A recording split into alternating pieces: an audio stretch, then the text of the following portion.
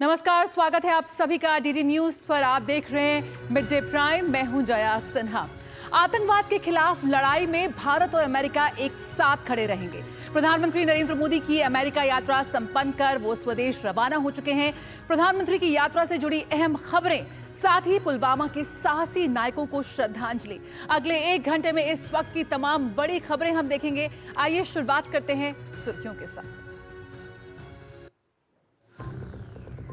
PM Modi की यात्रा से भारत अमेरिका संबंधों में जुड़ा नया अध्याय। ऊर्जा और प्रौद्योगिकी सहित कई क्षेत्रों में समझौते। 2030 तक द्विपक्षीय व्यापार दुगना करने का लक्ष्य।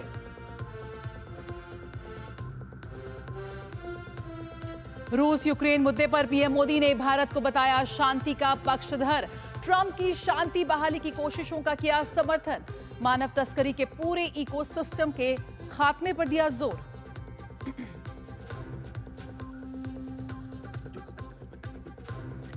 अमेरिका में भारत की बड़ी कूटनीतिक जीत। राष्ट्रपति ट्रंप ने मुंबई आतंकी हमले के गुनहगार तहव्वुर राणा के प्रत्यर्पण को दी मंजूरी। इस्लामिक आतंकवाद के खिलाफ मिलकर लड़ने की कही बात।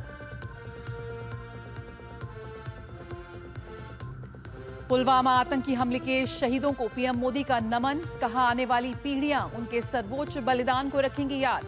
आज ही के दिन आतंकी हमले में 40 जवान हुए थे शहीद।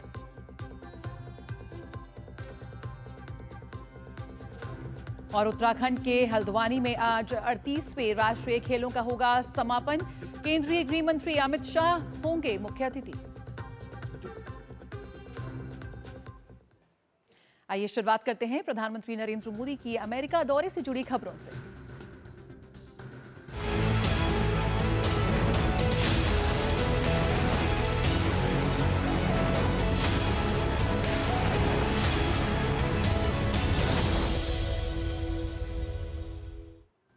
प्रधानमंत्री नरेंद्र मोदी की अमेरिका यात्रा संपन्न हो गई है और वो स्वदेश के लिए रवाना हो चुके हैं। आज सुबह करीब 8:30 बजे पीएम मोदी वॉशिंगटन से स्वदेश के लिए रवाना हुए। बहरहाल दुनिया भर की नजरें प्रधानमंत्री नरेंद्र मोदी के अमेरिका दौरे पर थीं। आखिर वॉशिंगटन डीसी में 2 वैश्विक नेताओं के बीच मुलाकात जो होनी थी। अमेरिका में राष्ट्रपति पद संभालने के बाद राष्ट्रपति डोनाल्ड ट्रंप ने अगर किसी कद्दावर नेता से मुलाकात की है तो वो है भारत के प्रधानमंत्री नरेंद्र मोदी। दोनों ने द्विपक्षीय बैठक के बाद आज सुबह साझा वक्तव्य जारी किया। आखिर क्या कुछ कहा दोनों नेताओं ने, एक नजर डालते हैं। ग्राफिक्स के जरिए आपको समझाते हैं कि कैसे साझा वक्तव्य में हिंद प्रशांत शांति आतंक से मिलकर लड़ने की बात पर यहां पर सहमति हुई, तो वहीं हिंद भारत अमेरिका में जो खास रिश्ते हैं उन पर भी यहां पर खास तौर पर बातचीत हुई। कैसे विभिन्न क्षेत्रों में सहयोग बढ़ेगा उस पर अगर हम बात करें तो असैनिक परमाणु ऊर्जा क्षेत्र में मिलकर काम करने पर दोनों देश यहां पर राजी हुए हैं। द्विपक्षीय व्यापार $500 बिलियन तक ले जाने का यहां पर लक्ष्य है 2030 तक। साथ ही शीघ्र संपन्न होगा द्विपक्षीय व्यापार समझौता। और अगर आपको बताएं कि अहम बैठक में जो अहम बातें रही, महत्वपूर्ण खनिजों पर दोनों देश के बीच होगी नई पहल। साथ ही अब बात करें तो टेक्नोलॉजी ट्रांसफर पर यहां पर जोर दिया जाएगा। और युद्ध किसी भी समस्या का हल नहीं है। लगातार प्रधानमंत्री मोदी ये बात कहते आए हैं। हर वैश्विक मंच पर एक बार फिर इस बात का उन्होंने जिक्र किया कि युद्ध किसी भी समस्या का हल नहीं है और भारत न्यूट्रल नहीं बल्कि शांति का पक्षधर है। प्रधानमंत्री मोदी ने एक बार फिर ये बात साफ की। टैरिफ को लेकर पीएम मोदी से हुई बातचीत में ट्रंप ने कहा कि मिलकर बनाएंगे बेहतर विश्व।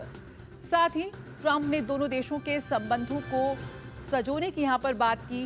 मेक अमेरिका ग्रेट अगेन के साथ यहां पर मेक इंडिया ग्रेट अगेन का नारा भी दिया गया। तो एशिया प्रशांत के लिए भारत की भूमिका महत्वपूर्ण है, ये बात मानी डोनाल्ड ट्रंप ने। और लॉस एंजलिस और बॉस्टन में नए भारतीय वाणिज्य दूतावास का भी यहां पर इसको भी लेकर सहमति हुई है। राष्ट्रपति ट्रंप को भारत आने का निमंत्रण यहां पर प्रधानमंत्री नरेंद्र मोदी ने दिया है। साथ ही मानव तस्करी एक बेहद अहम मुद्दा रहा और इसको इसका पूरा इकोसिस्टम है उसे खत्म करना है, इस बात पर दोनों ही नेता राजी हुए। साझा वक्तव्य को अब सेक्टर वाइज समझने का प्रयास करते हैं। रक्षा क्षेत्र में दोनों देशों ने आपसी साझेदारी की मजबूती पर यहां पर जोर दिया है। एक प्रमुख रक्षा साझेदारी को यहां पे शुरुआत हम देख सकते हैं। 21वीं सदी में भारत अमेरिका प्रमुख साझेदारी के रूप में उसे मजबूत करेगा। भारत प्रशांत क्षेत्र में अमेरिकी भारतीय सेनाओं की विदेशी तैनाती को लेकर भी यहां पर चर्चा हुई। कैसे नए 10 वर्षीय फ्रेमवर्क पर हस्ताक्षर करने की योजना की यहां पर घोषणा हुई है। अमेरिकी मूल की रक्षा वस्तुओं के महत्वपूर्ण एकीकरण का भी स्वागत करते नजर आए दोनों नेता। और रक्षा औद्योगिक सहयोग को मिलेगी मजबूती। जो तमाम ये जो चर्चा हो रही है, जो तमाम समझौतों पर हस्ताक्षर की बात हुई है, कैसे भारत के साथ रक्षा बिक्री व सह उत्पादन का विस्तार यहां पर करेगा अमेरिका और भारत की रक्षा आवश्यकताओं को तेजी से पूरा करेगा अमेरिका, इस बात पर भी यहां पर सहमति बनी। Javelin, anti tank, guided missile, striker, infantry, combat वाहनों की खरीद को लेकर भी यहां पर महत्वपूर्ण बातचीत हुई है और सह उत्पादन व्यवस्था को आगे बढ़ाने की योजना की घोषणा की है दोनों देशों ने।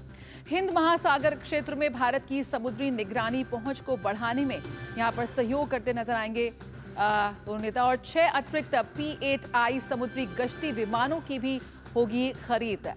पारस्परिक रक्षा खरीद यानी कि RDP समझौते के लिए बातचीत शुरू करने का भी यहां पर आह्वान किया गया है। तो भारत अमेरिका संबंधों के नए आयाम, साथ ही अंतरिक्ष, वायु रक्षा, मिसाइल, समुद्री प्रौद्योगिकियों में रक्षा प्रौद्योगिकी सहयोग में तेजी आने की हम यहां पर उम्मीद कर सकते हैं। भारत को 5वीं पीढ़ी के लड़ाकू विमानों पर नीति की जो समीक्षा है वो यहां पर अब होती हुई नजर आएगी। उन्नत AI सक्षम काउंटर, मानव रहित हवाई प्रणाली पर जोर रहेगा। कैसे AI को हम वैश्विक समृद्धि के लिए इस्तेमाल कर सकते हैं, आगे बढ़ सकते हैं, इस पर लगातार प्रधानमंत्री मोदी बात कर रहे हैं। इंडो पैसिफिक में उद्योग साझेदारी व उत्पादन को भी बढ़ावा यहां पर मिलेगा। स्वायत्त प्रणाली उद्योग गठबंधन ASIA की घोषणा यहां पर की गई है। सक्रिय टोड एरे सिस्टम के सह विकास के लिए कैसे बेहतर तरीके से काम किया जा सकता है, उस पर भी बातचीत हुई। L3 हैरिस व भारत इलेक्ट्रॉनिक्स के बीच साझेदारी पर भी मोहर लगती नजर आई। समुद्री प्रणालियों, AI सक्षम मानव रहित हवाई प्रणाली के लिए एंड्यूरल इंडस्ट्रीज व महिंद्रा समूह के बीच एक नई साझेदारी की यहां पर शुरुआत हो रही है। और आइए अब देखते हैं कि इनोवेशन, AI, अंतरिक्ष और अन्य उभरती प्रौद्योगिकियों को लेकर दोनों देशों के बीच क्या सहमति हुई। नवाचार में दोनों देशों के नेतृत्व को यहां पर बढ़ावा मिलेगा। बात करें तो 21वीं सदी की जरूरतों पर फोकस करते हुए कैसे आगे बढ़ सकते हैं विभिन्न क्षेत्रों में सहयोग के साथ, उस पर फोकस होगा। US इंडिया ट्रस्ट पहल की शुरुआत की घोषणा हुई है। दोनों बड़े देश, दोनों बड़े लोकतंत्र कैसे आगे बढ़कर काम कर सकते हैं। अर्धचालक, क्वांटम कंप्यूटिंग, AI जैसी प्रौद्योगिकियों में भी सहयोग। टेक्नोलॉजी को लेकर इस वक्त कैसे भारत आगे बढ़ रहा है, उसका एक रोड मैप जो है, भारत अमेरिका की साझेदारी का रोड मैप, उसको भी यहां पर बढ़ावा मिल रहा है। निजी उद्योग के साथ काम करने की प्रतिबद्धता यहां पर जताई दोनों ही नेताओं ने। इंडस इनोवेशन के शुभारंभ की घोषणा यहां पर हुई है। तो वहीं इंडस एक्स पहल के प्रति मजबूत प्रतिबद्धता दिखाते हुए नजर आए दोनों ही देश। उद्योग और शैक्षणिक साझेदारी में प्रगति हमें देखने को मिलेगी बहुत जल्द। अंतरिक्ष, ऊर्जा, अन्य उभरती प्रौद्योगिकियों में निवेश को भी बढ़ावा दिया जाएगा। महत्वपूर्ण दवाओं की सामग्री के लिए विनिर्माण क्षमता का विस्तार यहां पर करते नजर आएंगे भारत और अमेरिका। तो वहीं जीवन रक्षक दवाओं की कमी के जोखिम को भी कम करना, ये एक बड़ी जिम्मेदारी होगी। महत्वपूर्ण खनिज मूल्य श्रृंखला में निवेश को बढ़ावा देने पर यहां पर राजी हुए दोनों देश। तो कैसे जो महत्वपूर्ण खनिज मूल्य श्रृंखला है उसमें निवेश को बढ़ावा दिया जाएगा, इस पर भी राजी हुए हैं। ISS पर पहले भारतीय अंतरिक्ष यात्री को लाने की योजना है। साथ ही अंतरिक्ष क्षेत्र की बात करें तो अंतरिक्ष अन्वेषण में अधिक सहयोग का आह्वान यहां पर किया है भारत और अमेरिका ने। वैज्ञानिक अनुसंधान समुदायों के बीच संबंधों को और मजबूती मिलती नजर आएगी इन तमाम समझौतों और चर्चा के जरिए। और NSF और ANRF के बीच एक नई साझेदारी की घोषणा भी यहां पर की गई है। व्यापार एक बेहद महत्वपूर्ण पहलू है। तो दोनों देशों के बीच व्यापार और निवेश को लेकर क्या कुछ सहमति सामने आई है, इस पर भी एक नजर डाल लेते हैं। व्यापार और निवेश के विस्तार का यहां पर संकल्प है। द्विपक्षीय व्यापार को मजबूती पर सहमति हुई है। मिशन 500 इस नाम से पहल की शुरुआत हुई है।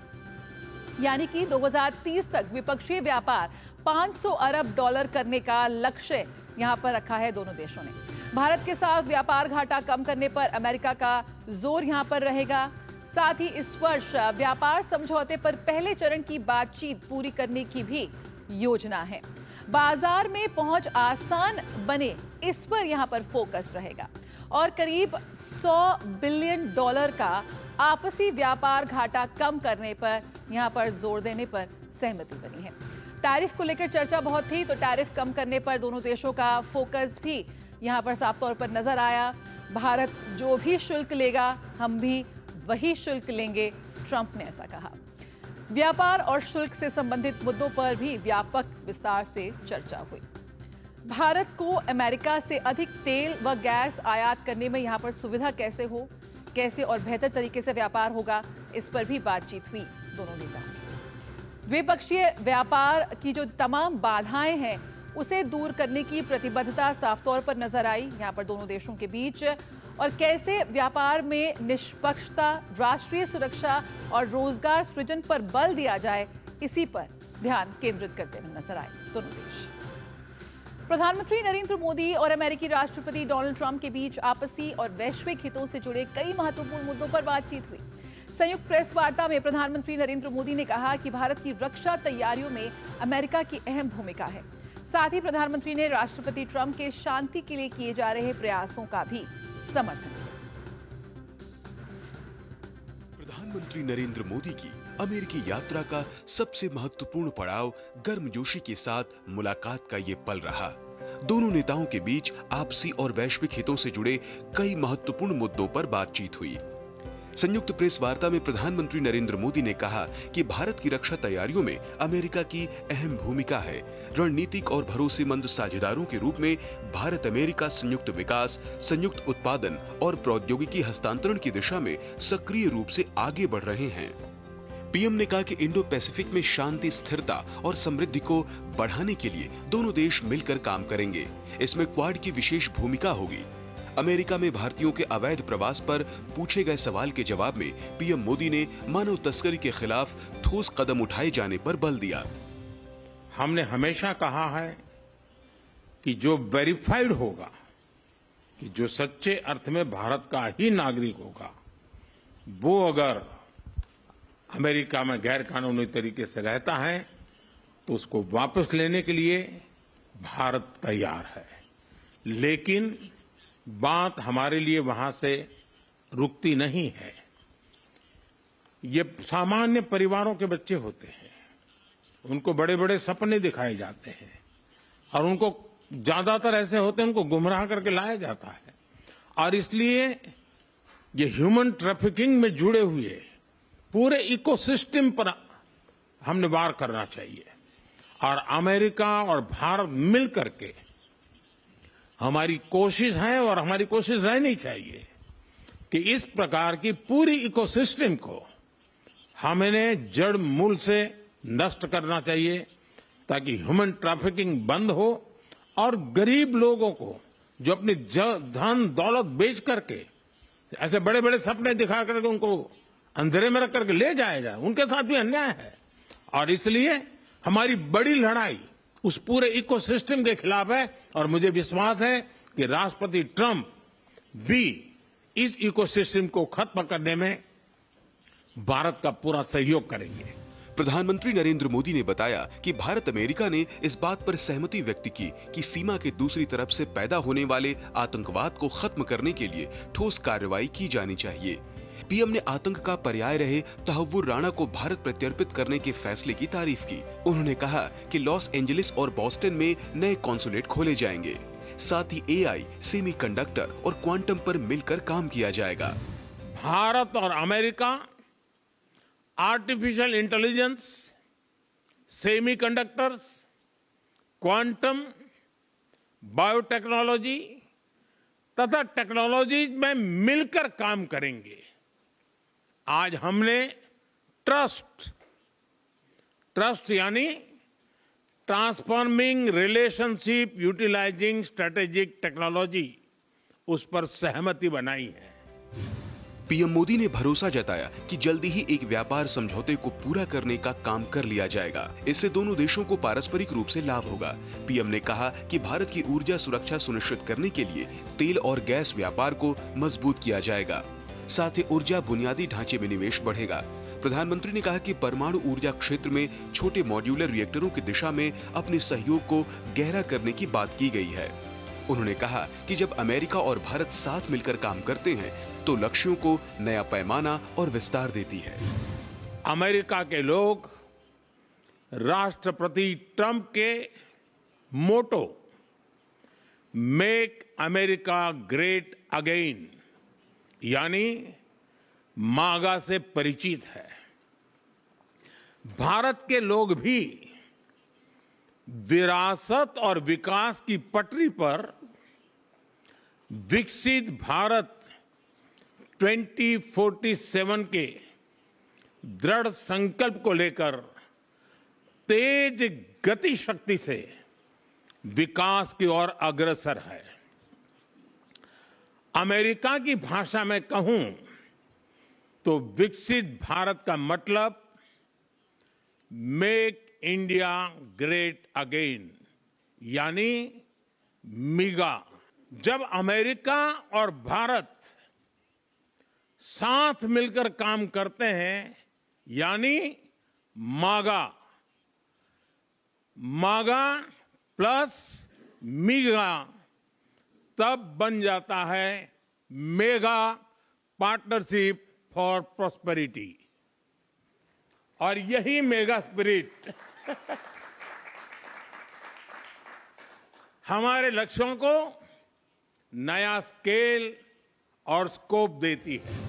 पीएम नरेंद्र मोदी ने यूक्रेन जंग पर कहा कि दुनिया का नजरिया है कि भारत तटस्थ है, लेकिन भारत तटस्थ नहीं है। भारत का अपना पक्ष है शांति। उन्होंने राष्ट्रपति ट्रंप की शांति के लिए किए जा रहे प्रयासों का समर्थन किया। ब्यूरो इनपुट के साथ अमृतपाल और सुधीर यादव की रिपोर्ट, डीडी न्यूज। प्रधानमंत्री नरेंद्र मोदी ने अमेरिका में वहां के प्रभावशाली लोगों से मुलाकात की, जिसमें राष्ट्रीय सुरक्षा सलाहकार माइकल वॉल्स, स्पेसएक्स के सीईओ एलन मस्क और अरबपति उद्यमी विवेक रामास्वामी शामिल रहे। प्रधानमंत्री नरेंद्र मोदी ने अमेरिकी राष्ट्रपति के अतिथि निवास ब्लेयर हाउस पर प्रभावशाली लोगों से मुलाकात की, जिसमें अमेरिका के राष्ट्रीय सुरक्षा सलाहकार माइकल वॉल्स भी शामिल रहे। पीएम मोदी ने अमेरिकी एनएसए के साथ मुलाकात को सार्थक बताया और कहा कि उनसे रक्षा, प्रौद्योगिकी और सुरक्षा क्षेत्रों पर बातचीत की गई, जो भारत अमेरिका संबंधों के महत्वपूर्ण पहलू हैं। दोनों नेताओं के बीच मुलाकात पर विदेश मंत्रालय ने एक प्रेस विज्ञप्ति में कहा कि बातचीत में भारत अमेरिका व्यापक वैश्विक रणनीतिक साझेदारी को और गहरा करने के तरीकों पर चर्चा की गई। इसमें रणनीतिक प्रौद्योगिकियों के विकास पर ध्यान देने के साथ ही रक्षा, औद्योगिक सहयोग और असैन्य परमाणु ऊर्जा और आतंकवाद से मुकाबला करने जैसे विषयों पर भी चर्चा की गई। पीएम मोदी और एनएसए के बीच आपसी हित के अंतर्राष्ट्रीय और क्षेत्रीय मुद्दों पर भी चर्चा हुई। पीएम मोदी ने स्पेसएक्स के मुख्य कार्यकारी अधिकारी इलॉन मस्क से भी मुलाकात की। मस्क अपने 3 छोटे बच्चों के साथ ब्लेयर हाउस पहुंचे, जो पीएम मोदी से मुलाकात के दौरान उनके साथ बैठे हुए थे। बैठक के बाद प्रधानमंत्री ने सोशल मीडिया साइट एक्स पर पोस्ट करके बताया कि वॉशिंगटन डीसी में इलॉन मस्क के साथ बहुत अच्छी बातचीत हुई। हमने अंतरिक्ष, गतिशीलता, प्रौद्योगिकी और नवाचार जैसे कई विषयों पर चर्चा की। बैठक में भारत में इलेक्ट्रिक व्हीकल उत्पादन, सौर ऊर्जा, अंतरिक्ष प्रौद्योगिकी और आर्टिफिशियल इंटेलिजेंस में संभावित सहयोग पर चर्चा हुई। मस्क ने भारत के नवाचार उन्मुख दृष्टिकोण और न्यूनतम सरकार अधिकतम शासन की नीति की सराहना की। प्रधानमंत्री नरेंद्र मोदी ने भारतीय अमेरिकी अरबपति उद्यमी विवेक रामास्वामी से मुलाकात की। इस दौरान दोनों ने भारत अमेरिका संबंधों, नवाचार, जैव प्रौद्योगिकी सहित अन्य विषयों पर चर्चा की।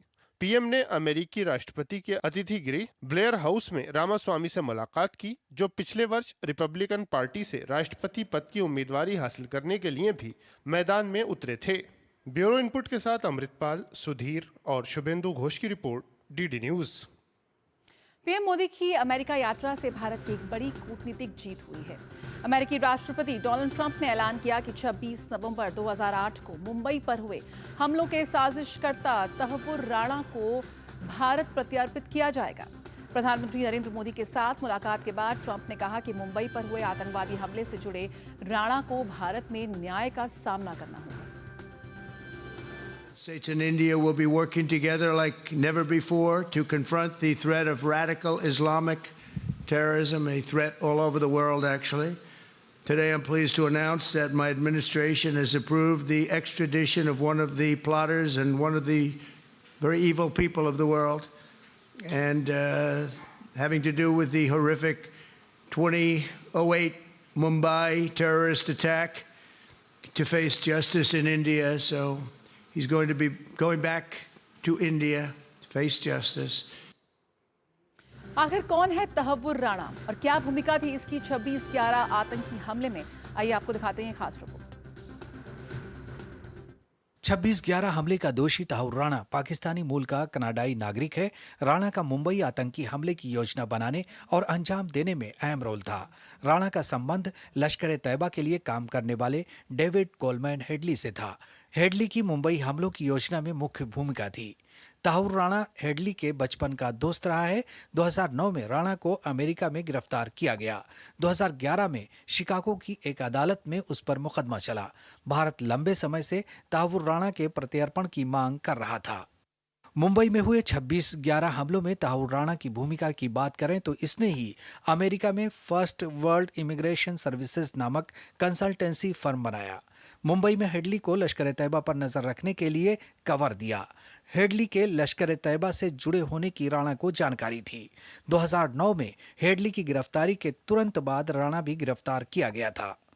26 नवंबर 2008 को 10 लश्कर आतंकियों ने मुंबई में आतंकी हमला किया था। 17 साल पहले आतंकी हमले से 59 घंटों तक आर्थिक राजधानी दहल उठी थी। हमले को अंजाम देने के लिए आतंकवादियों ने नाव के जरिए मुंबई के कुलाबा क्षेत्र में प्रवेश किया। आतंकी कराची से समुद्री रास्ते से मुंबई आए थे। हमले के कारण मुंबई में कई नामचीन जगहों पर गोलीबारी हुई थी। आतंकवादियों ने ताज होटल और ओबराय ट्राइडेंट को निशाना बनाया था। हमले में हेमंत करकरे, विजय सालस्कर और अशोक कामटे जैसे मुंबई पुलिस के अधिकारी शहीद हुए। आंकड़ों के अनुसार हमले में 166 लोगों की मौत हुई, जबकि 300 से अधिक लोग घायल हुए। दरअसल अमेरिका की सरकार ने काफी पहले ही राणा के भारत प्रत्यर्पण को मंजूरी दे दी थी, लेकिन प्रत्यर्पण से बचने के लिए राणा कानूनी हथकंडे का इस्तेमाल कर रहा था और कानूनी पेंच का सहारा ले रहा था। इससे पहले प्रत्यर्पण से बचने के लिए राणा ने अमेरिका की निचली अदालत में याचिका दायर की थी और फिर बाद में सुप्रीम कोर्ट का रुख किया था, लेकिन सुप्रीम कोर्ट से भी दोषी राणा को करारा झटका लगा है। तहव्वुर राणा इस समय लॉस एंजलिस के डिटेंशन सेंटर में है। Bureau report, TD news. लंबे समय से तहव्वुर राणा को भारत लाने के प्रयास जारी थे और यहां पर ट्रंप का बयान एक बड़ी कूटनीतिक जीत भारत के लिए। रुकेंगे एक छोटे से ब्रेक के लिए। मिड डे प्राइम जारी है, बने रहिए हमारे साथ। अरे क्या हुआ मुन्ना? तुझे अदरक और चटवाता हूँ। देखिए इसकी सांसें तेज चल रही है। घरेलू इलाज नहीं, तुरंत डॉक्टर के पास ले जाना होगा। तुम तो यूं ही घबरा जाती हो। अच्छा मेरी एग्जाम कब है? एग्जाम? हाँ, और हम दोनों का टीकाकरण कार्ड कहाँ है? बेटा ये सब माँ को पता होगा ना। पापा जब सब माँ को पता है तो आप उनकी बात मानो ना। और स्कूल में भी बताया है कि सांस का तेज चलना निमोनिया हो सकता है। मान गए माँ की नजर को। चलो अस्पताल चलते हैं। इसे निमोनिया हुआ है। सही समय पर इसे यहाँ लाकर आपने बड़ी परेशानी होने से बचा लिया। अगर खांसी और जुकाम के साथ तेज सांस या पसली चलने लगे तो ये निमोनिया के लक्षण हैं। ऐसे में घरेलू इलाज नहीं, तुरंत अपने नजदीकी स्वास्थ्य केंद्र जाएं। सांस निमोनिया नहीं तो बचपन सही। दादू आपका तारा मतलब? बहुत प्यारा, बिल्कुल तुम्हारे जैसा। पापा ऑनलाइन फॉरेक्स ट्रेडिंग पर best offers, high returns, bonus deposit और इनाम जीतने का मौका। हाँ बैल मुझे मार मतलब? मुसीबत को बुलाना तुम्हारे पापा जैसे। अब ये कहता है आकर्षक ऑफर्स का लालच देने वाले अनधिकृत प्लेटफॉर्म्स पर फॉरेक्स ट्रेडिंग करना यानी अपने पैरों पर कुल्हाड़ी मारना। इसका मतलब? इन्हीं से पूछो। समझा पापा? आरबीआई कहता है जानकार बनिए, सतर्क रहिए।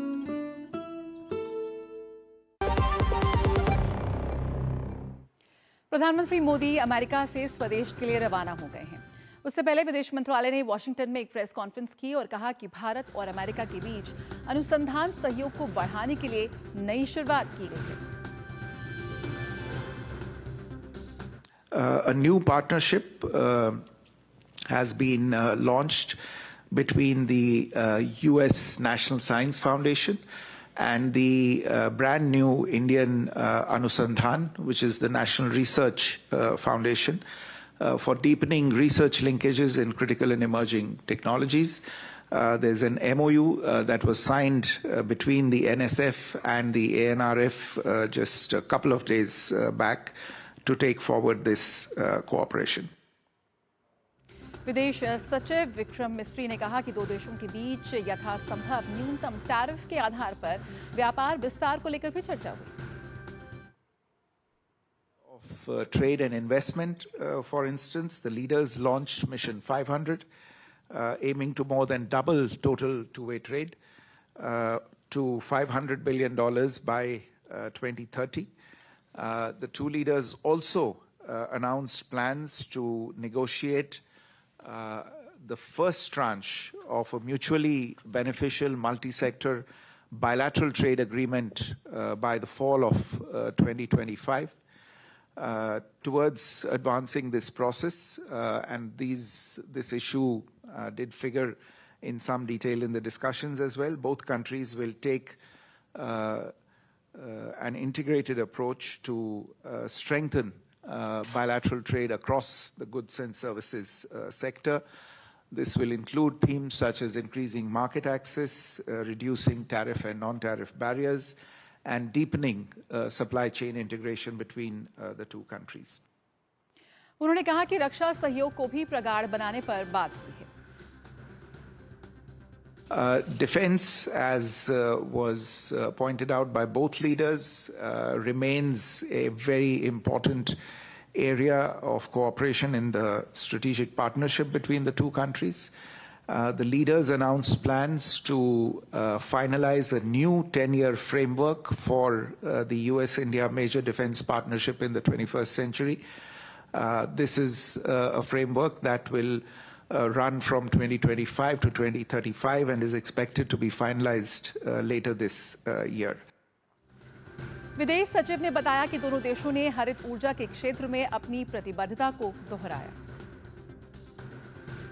There is also a renewed commitment to making greenfield investments in high-value industries in each other's countries, and you will see in the joint statement references to investments in excess of $7 billion made by Indian companies such as Novelis, Jindal Steelworks, Jubilant, and Epsilon. Donald Trump के America का दूसरी बार राष्ट्रपति बनने के बाद PM Modi से उनकी पहली मुलाकात हुई। पीएम मोदी और राष्ट्रपति ट्रंप के बीच प्रगाढ़ व्यक्तिगत रिश्ते रहे हैं। प्रधानमंत्री नरेंद्र मोदी और अमेरिका के राष्ट्रपति डोनाल्ड ट्रंप के बीच द्विपक्षीय बैठक से पहले राष्ट्रपति ट्रंप ने व्हाइट हाउस में प्रधानमंत्री का गर्मजोशी के साथ गले मिलकर स्वागत किया। राष्ट्रपति ट्रंप ने बताया कि उन्होंने प्रधानमंत्री को याद किया। राष्ट्रपति ट्रंप ने mister prime minister you are great quote लिखकर पीएम को अपनी किताब आवर जर्नी टुगेदर भेंट की।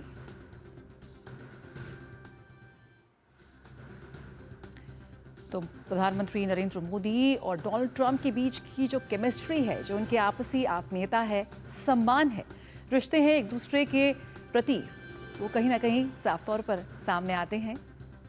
एक और बेहद खूबसूरत क्षण जो इस वक्त हम दोनों के बीच देख रहे थे, राष्ट्रपति ट्रंप ने प्रधानमंत्री की जमकर तारीफ की। उन्होंने कहा कि पीएम मोदी भारत में अच्छा काम कर रहे हैं। इस दौरान ट्रंप ने पीएम मोदी को महान नेता भी बताया। तो ट्रंप ने कहा कि पीएम मोदी का कोई मुकाबला नहीं, मुझसे कहीं ज्यादा सख्त वार्ताकार है पीएम मोदी, और जो दोनों के बीच की एक मजबूत डोर है वो यहीं पर साफ तौर पर निकल कर आती है, दिखती है।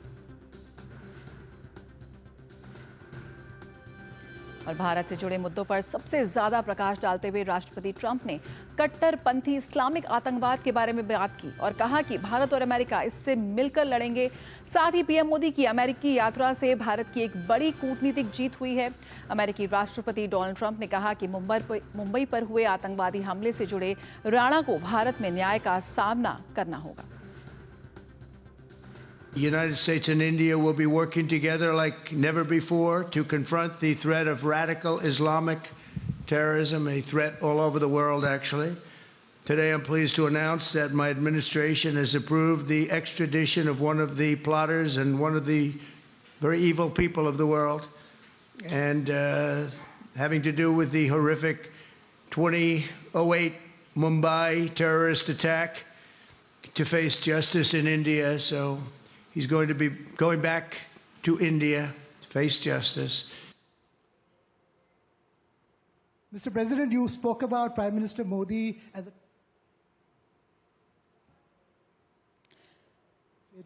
tactic when it comes to tariffs. Oh, he's a much tougher negotiator than me, and he's a much better negotiator than me. There's not even a contest. Okay? और तेल, टैरिफ, गैस, टेक्नोलॉजी तमाम अहम मुद्दे रहे। प्रधानमंत्री नरेंद्र मोदी और Trump की बातचीत के क्या मायने हैं, कितने महत्वपूर्ण ये यात्रा साबित होगी, आइए बात करते हैं। Doctor Sheetal Sharma, centre for European studies JNU, इस वक्त हमारे साथ जुड़ गई हैं। बहुत बहुत स्वागत है आपका डॉक्टर शीतल शर्मा। अगर हम बात करें तो तमाम अहम मुद्दे रहे, बात हो व्यापार की, बात हो टैरिफ की, तमाम ऐसी चीज़ें थी जिन पर काफ़ी फोकस यहाँ पर नजर आया। लेकिन सबसे पहले यहाँ पर मैं बात करना चाहूँगी जो भारत की एक बड़ी कूटनीतिक जीत। यहाँ पर भारत लगातार वैश्विक मंचों पर आतंकवाद के खिलाफ जो अपनी लड़ाई है उसके लिए लगातार अपनी आवाज़ बुलंद करता आया है। और यहाँ पर तहव्वुर राणा का प्रत्यर्पण जो यहाँ पर है, किस तरह से ट्रंप ने जो कहा कि उन्हें भारत वापस भेजा जाएगा और उसे भारत में न्याय का सामना करना होगा, कितना बड़ा और कितना महत्वपूर्ण आप इसे मानते हैं? जय, ये बहुत ही महत्वपूर्ण कूटनीतिक जीत आप इसको कह सकते हैं, क्योंकि देखिए डिप्लोमेटिक रिलेशंस में ट्रेड की बात हो, मिलिट्री की बात हो, सिक्योरिटी की बात हो, ये सब तो चला नॉर्मल रूटीन पर चलता है और अपने स्तर पर चलता है। बट जहां तक बात आई कि एक ऐसी स्थिति जिससे इंडिया, या आप एक ऐसी परेशानी कहिए, एक ऐसा आतंकवाद जिससे भारत बहुत समय से ग्रस्त है, और ऐसी अमानवीय घटनाएं जो भारत ने देखी हैं, जैसे 2008 का मुंबई अटैक ही समझ लीजिए, और यदि उसके जो प्लानर्स हैं वो जाकर किसी दूसरे देश में शरण ले लेते हैं और वहां पे एक्सट्रेडिशन ट्रीटी के तहत या वहां के लॉ के तहत अगर उन्हें नहीं भेजा जाता, तो ये भारतीयों के साथ बहुत बड़ा अन्याय है। देखिए, ट्रंप की एक बात बहुत क्लियर रही है पिछली बार भी, इस बार भी, कि वो बिना शब्दों को लपेटे हुए बिल्कुल क्लियर कट बोलते हैं कि रेडिकल इस्लामिक टेररिज्म और उन लोगों का, उन कम्युनिटीज का, उस धर्म का नाम लेने से बिल्कुल संकोच नहीं करते, कि उन्हें पता है कि ये टेरर के तार कहाँ से जुड़े हैं, और वो इंडिया के इस दर्द को खूब समझते हैं, बखूबी समझते हैं, और काफी वोकल हैं, काफी मुखर हैं इस बारे में। और राणा के एक्सट्रेडिशन की अगर बात की जाए तो ये बहुत बड़ी, मैं फिर से कहूंगी कि एक राजनीतिक कूटनीतिक जीत है, इन द सेंस कि हम अपने देश में किए हुए एक आतंकवाद की ऐसी घटना जिसमें 200-300 लोगों की जान गई और हजारों लोग उससे अफेक्ट हुए, उसका यदि निष्कर्ष निकलेगा और राणा को सजा दी जाएगी, तो ये भारतीयों के लिए बहुत ही एक आत्मसम्मान को प्राप्त करने की बात है और संतोष की बात है, उन परिवारों के लिए खासकर जिन्होंने इसके अंजामों को भुगता है। बिल्कुल। डॉक्टर शर्मा, यहाँ पर जैसे ही ट्रंप ने अपना कार्यभार संभाला, ट्रेड वॉर को लेकर काफ़ी चर्चा शुरू हो गई। किस तरह से देखती है यहाँ पर भारत के साथ व्यापार एक बेहद अहम मुद्दा रहा, दोनों की बातचीत के बीच 2030 तक व्यापार को दुगना करने की यहाँ पर बात हो रही है, और किस तरह से उस लक्ष्य को पूरा करते हुए नजर आएंगे भारत अमेरिका, और जिस तरह से भारत जो है अब इंडस्ट्री 4.0 की ओर अग्रसर है, ऐसे में अमेरिका की टेक्नोलॉजी और भारत की मैन्युफैक्चरिंग कैपेसिटी कैसे इसमें मददगार साबित होगी? ये तो प्रधानमंत्री जी ने वहां कहा है कि जब मागा मेक अमेरिका ग्रेट अगेन और मेक इंडिया ग्रेट अगेन होता है तो वो मेगा बन जाता है, इट्स अ बिग प्रोजेक्ट। और इसमें बहुत ऑप्टिमिज्म भी नजर आता है कि देखिए, जब ट्रंप टैरिफ की बात करते हैं या टैरिफ वॉर की बात करते हैं, तो बड़े स्पष्ट शब्दों में उन्होंने कहा कि क्योंकि वो एक बहुत व्यापारी हैं, सुलझे हुए, बहुत वर्षों से का एक्सपीरियंस है कि आप किस तरीके से एक रेसिप्रोकेट करते हैं कि यदि आप हम पे 25% लगाते हैं तो हम आप पे 25% लगाएंगे।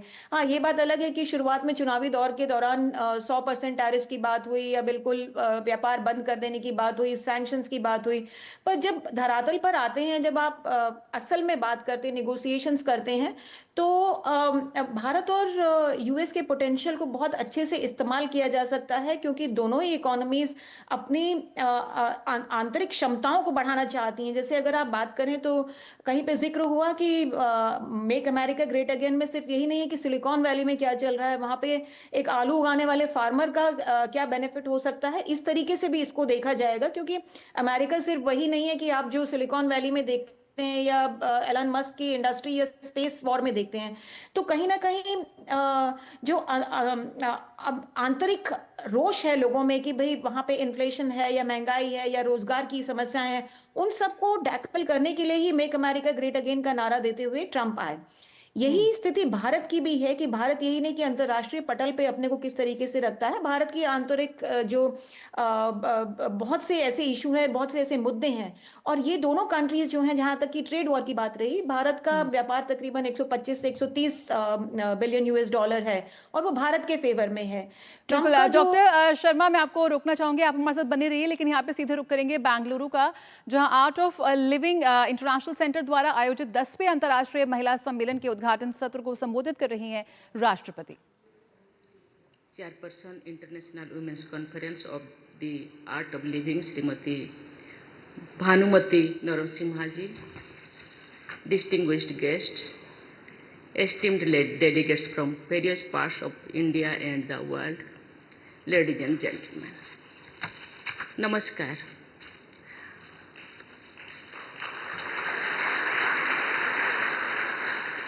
I am happy to join you all at this inaugural session of the International Women's Conference of the Art of Living. It is heartening to see so many women from different walks of life gathered here from various parts of the world. You are the ones who can make a positive and long-lasting impact in the lives of people, especially other women across the world. The theme of this conference, Just Be, encourages people to pause, reflect, and look deep within. Within us is a treasure of virtues, talents, and immense strength. It is for us to find it and use it for our own benefit as well as for the benefit of humankind. Sri Sri Ravi Shankar ji and the Art of Living Center have inspired and helped people around the world to search within and find inner peace through meditation and humanitarian service. Ladies and gentlemen, we are the age of technological disruption. The advances in technology have given us a better quality of life in some ways. In such a competitive world, we must ensure that our human values remain intact. In fact, every human being needs to put in extra efforts consciously to promote human values of compassion, love, and unity. This is where the role of women becomes very important. Women have a special ability to lead through compassion. They hold the ability to look beyond the individual and work for the well-being of families, communities, and even relationships of the global level. Today, women who have contributed the development of the people and the nations through their own unique ways are present here in the conference. I am told that they will deliberate upon the matters concerning mind and consciousness. I am told that the sessions in this conference will focus on using the power of mind in overcoming various challenges. I am confident that all the women attending this conference will come out with such spiritual principles that can be applied by people to make their lives and also the lives of those around them more beautiful and peaceful. Conferences like this also spread the message that a person is not an isolated entity, but part of an interconnected whole. Ladies and gentlemen, I am told that this conference will also hold sessions on mental wellness. In today's world, mental health has become one of the most crucial issues facing people of all age groups. Women in particular are at the crossroads of multiple challenges, including competing professionally, meeting societal expectations, and fulfilling personal aspirations. Sometimes the cultural norms of a society make it difficult for women to speak openly about their emotional well-being. Each of us needs to understand that mental wellness is fundamental to the ability of any woman to lead a meaningful life and contribute to the family, society, and the world. You all can help break the silence that surrounds mental health issues by creating safe spaces for dialogue and providing support systems. Together, you all can be the change makers and can ensure that mental health is integrated into every facet of our lives. I feel proud to share that India's Nari Shakti is rising to aspire, achieve and contribute. Whether it is science, sports, politics, arts or culture, our sisters and daughters are moving ahead, holding their heads high. They are making their families, institutions in the country proud. It is not possible to break barriers and challenge stereotypes without mental strength. I urge every woman to gather courage, dream big, and utilize all her strength and potential to achieve her dreams. Every little step that each of you takes towards your goal is a step towards a developed India and developed world. Ladies and gentlemen, I am happy to know that the Art of Living is undertaking several initiatives in the field of education. I am told that these initiatives are benefiting children not just in urban but also in the remote tribal areas of our country. It is heartening to know that most of the children are first-generation literates. There is no greater investment in humanity than the education of our children. Education has the power to break cycles of poverty and inequality. I was the first girl from my village to go for higher schooling and pursue college education.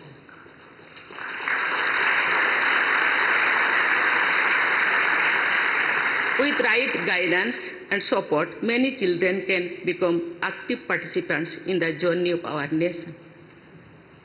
As women leaders, you all have a significant role in shaping the future through the education of next generation.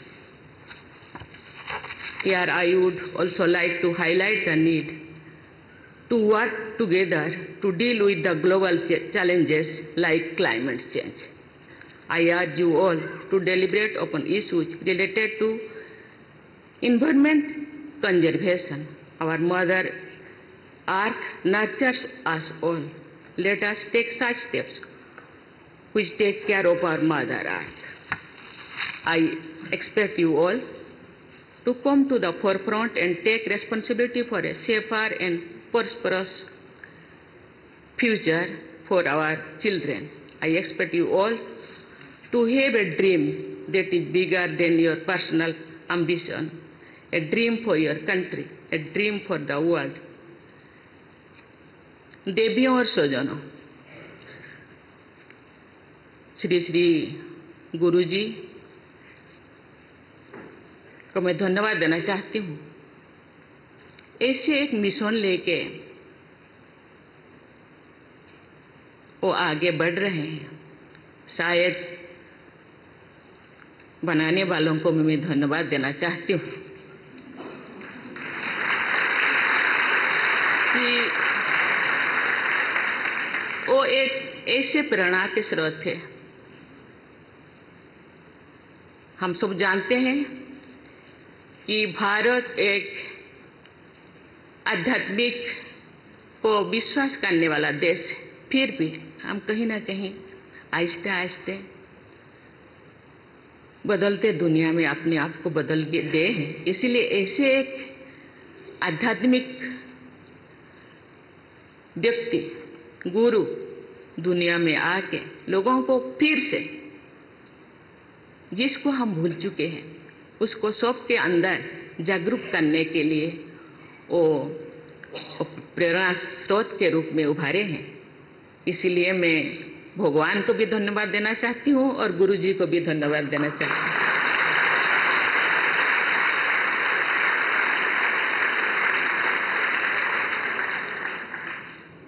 गुरु जी कहते थे कि मैं meditation करती हूँ। समय एक ऐसा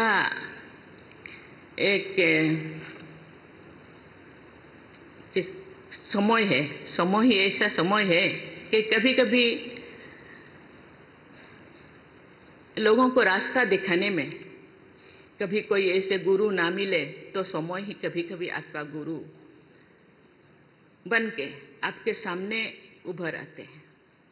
समय मुझे सिखाए हैं और उसी दिशा में जाने के लिए प्रेरणा दी है।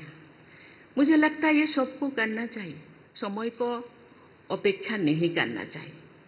समय को अपने हाथ में लेना चाहिए। समय अपने हाथ में है, उसको यूज करना चाहिए।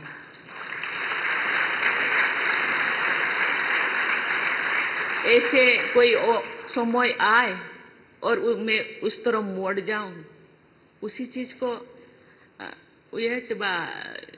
इंतजार नहीं करना चाहिए। मैं इंतजार किया, इसीलिए बहुत सारी चीजें समय ने मुझे सिखाए हैं। मुझे लगता है सभी को इसी दिशा में चलना चाहिए।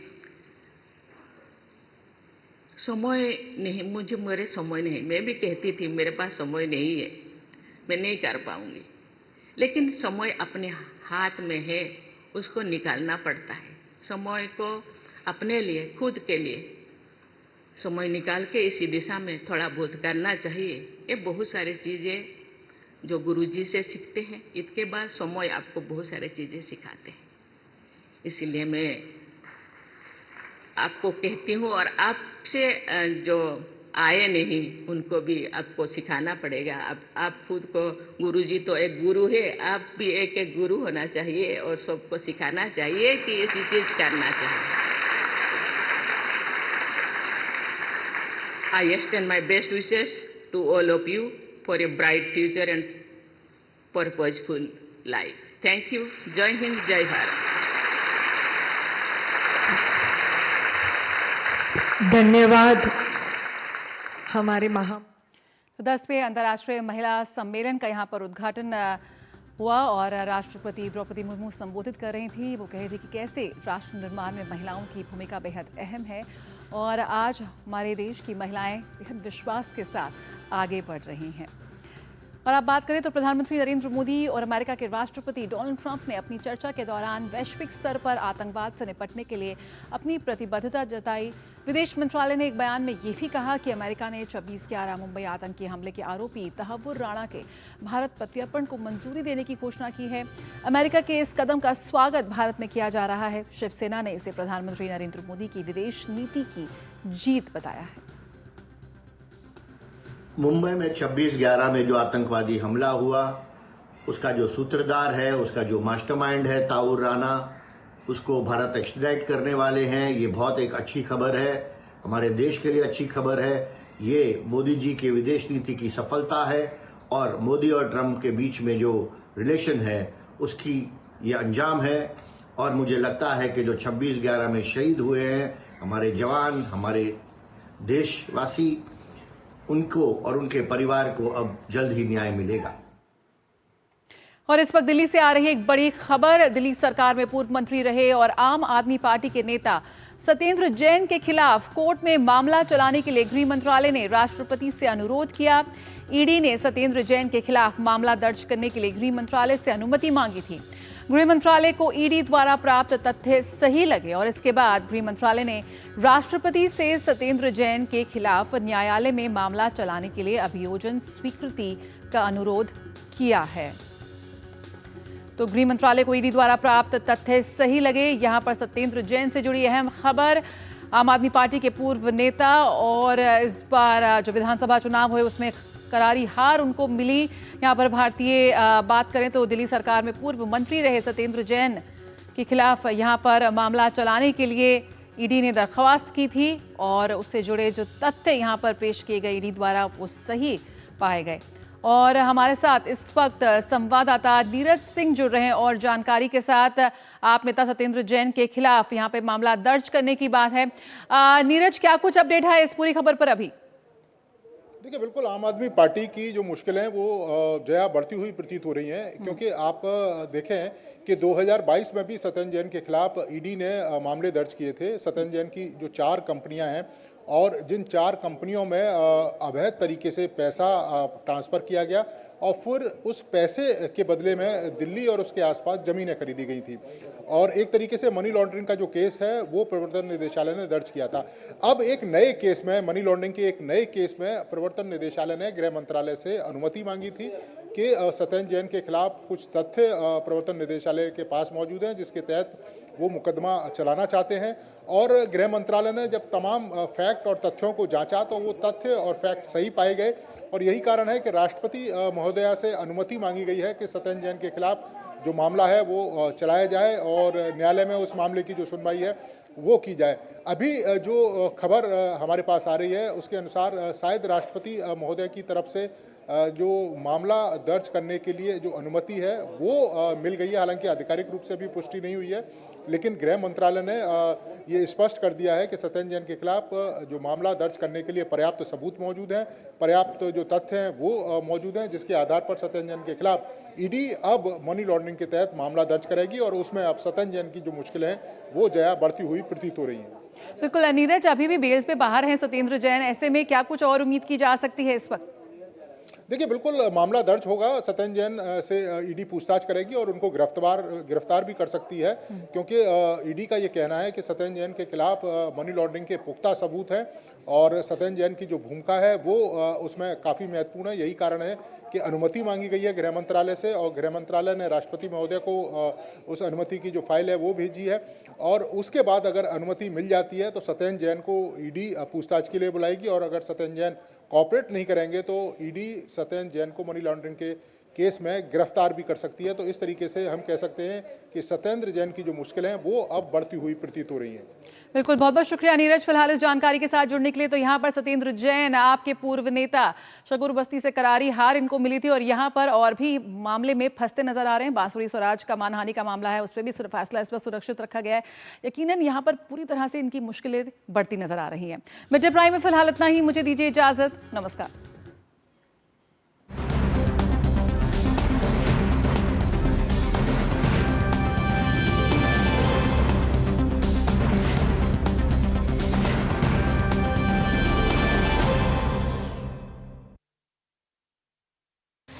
This is really a fantastic effort. I think nowhere in the world has ever a world leader has shown such interest in our children. Boys and girls, join your hands together.